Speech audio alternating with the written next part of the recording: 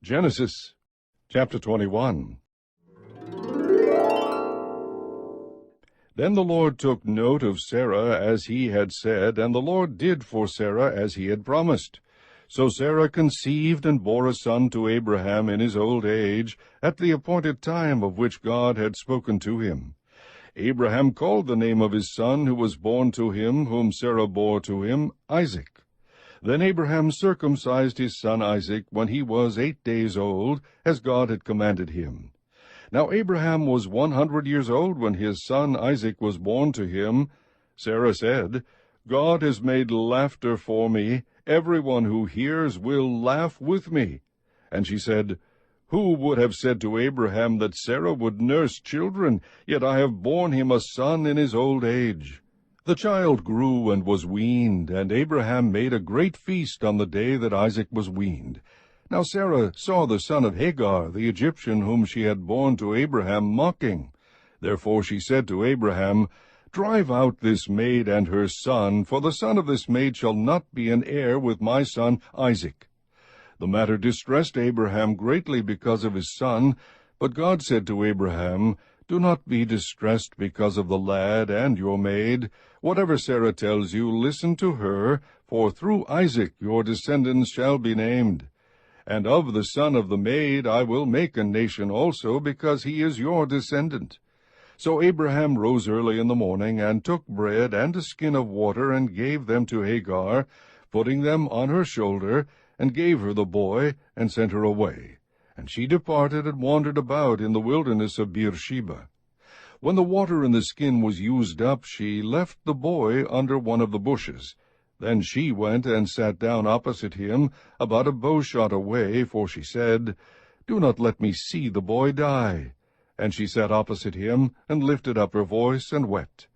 God heard the lad crying, and the angel of God called to Hagar from heaven, and said to her, What is the matter with you, Hagar?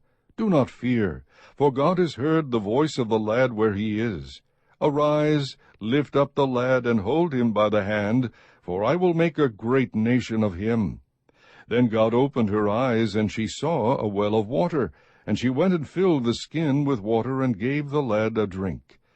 God was with the lad, and he grew, and he lived in the wilderness, and became an archer. He lived in the wilderness of Paran, and his mother took a wife for him from the land of Egypt. Now it came about at that time that Abimelech and Phicol, the commander of his army, spoke to Abraham, saying, God is with you in all that you do. Now therefore swear to me here by God that you will not deal falsely with me, or with my offspring, or with my posterity, but according to the kindness that I have shown to you, you shall show to me and to the land in which you have sojourned. Abraham said, I swear it. But Abraham complained to Abimelech because of the well of water which the servants of Abimelech had seized. And Abimelech said, I do not know who has done this thing. You did not tell me, nor did I hear of it until today. Abraham took sheep and oxen, and gave them to Abimelech, and the two of them made a covenant. Then Abraham set 7 ewe lambs of the flock by themselves. Abimelech said to Abraham, What do these 7 ewe lambs mean, which you have set by themselves? He said, You shall take these 7 ewe lambs from my hand, so that it may be a witness to me that I dug this well. Therefore he called the place Beersheba, because there the two of them took an oath. So they made a covenant at Beersheba. And Abimelech and Phicol, the commander of his army, arose and returned to the land of the Philistines. Abraham planted a tamarisk tree at Beersheba, and there he called on the name of the Lord, the everlasting God. And Abraham sojourned in the land of the Philistines for many days. Now it came about after these things that God tested Abraham, and said to him, Abraham, and he said, Here I am. He said, Take now your son, your only son whom you love, Isaac, and go to the land of Moriah, and offer him there as a burnt offering on one of the mountains of which I will tell you. So Abraham rose early in the morning, and saddled his donkey, and took 2 of his young men with him, and Isaac his son, and he split wood for the burnt offering, and arose, and went to the place of which God had told him. On the third day Abraham raised his eyes and saw the place from a distance. Abraham said to his young men, "Stay here with the donkey, and I and the lad will go over there, and we will worship and return to you." Abraham took the wood of the burnt offering and laid it on Isaac his son, and he took in his hand the fire and the knife. So the two of them walked on together. Isaac spoke to Abraham his father, and said, "My father." And he said, "Here I am, my son." And he said, "Behold the fire and the wood, but where is the lamb for the burnt offering?"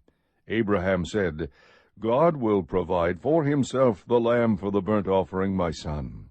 So the two of them walked on together.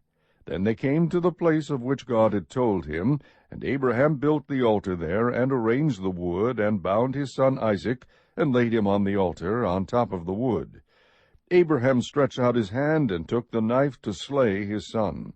But the angel of the Lord called to him from heaven, and said, "Abraham, Abraham."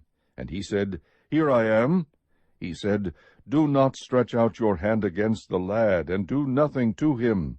For now I know that you fear God, since you have not withheld your son, your only son, from me." Then Abraham raised his eyes and looked, and behold, behind him a ram caught in the thicket by his horns. And Abraham went and took the ram, and offered him up for a burnt offering in the place of his son. Abraham called the name of that place, "The Lord will provide."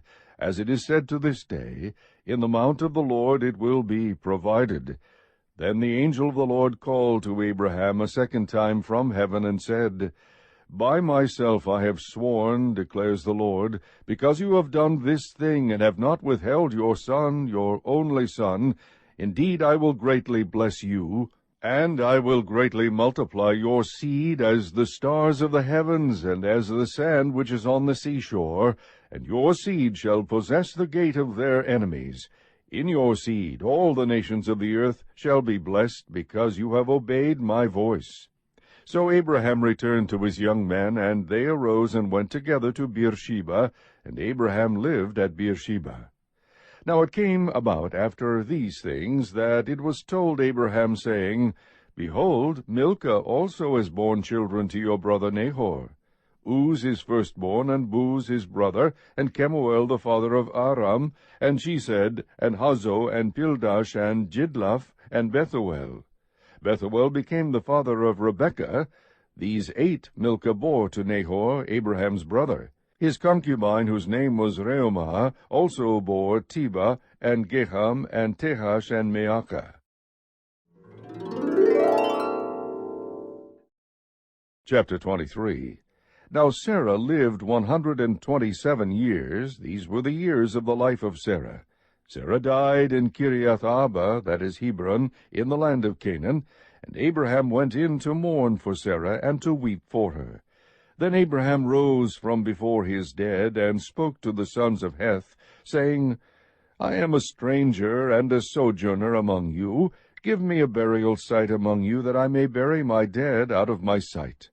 The sons of Heth answered Abraham, saying to him, "Hear us, my lord. You are a mighty prince among us. Bury your dead in the choicest of our graves. None of us will refuse you his grave for burying your dead." So Abraham rose and bowed to the people of the land, the sons of Heth, and he spoke with them, saying, "If it is your wish for me to bury my dead out of my sight, hear me, and approach Ephron the son of Zohar for me, that he may give me the cave of Machpelah, which he owns, which is at the end of his field, for the full price. Let him give it to me in your presence for a burial site." Now Ephron was sitting among the sons of Heth, and Ephron the Hittite answered Abraham in the hearing of the sons of Heth, even of all who went in at the gate of his city, saying, "No, my lord, hear me. I give you the field, and I give you the cave that is in it. In the presence of the sons of my people I give it to you. Bury your dead." And Abraham bowed before the people of the land. He spoke to Ephron in the hearing of the people of the land, saying, "If you will only please listen to me, I will give the price of the field. Accept it from me, that I may bury my dead there." Then Ephron answered Abraham, saying to him, "My lord, listen to me. a piece of land worth 400 shekels of silver. What is that between me and you? So bury your dead. Abraham listened to Ephron, and Abraham weighed out for Ephron the silver which he had named in the hearing of the sons of Heth, 400 shekels of silver, commercial standard. So Ephron's field which was in Machpelah, which faced Mamre, the field and cave which was in it, and all the trees which were in the field that were within all the confines of its border, were deeded over to Abraham for a possession in the presence of the sons of Heth, before all who went in at the gate of his city. After this, Abraham buried Sarah his wife in the cave of the field at Machpelah facing Mamre, that is Hebron, in the land of Canaan. So the field and the cave that is in it were deeded over to Abraham for a burial site by the sons of Heth.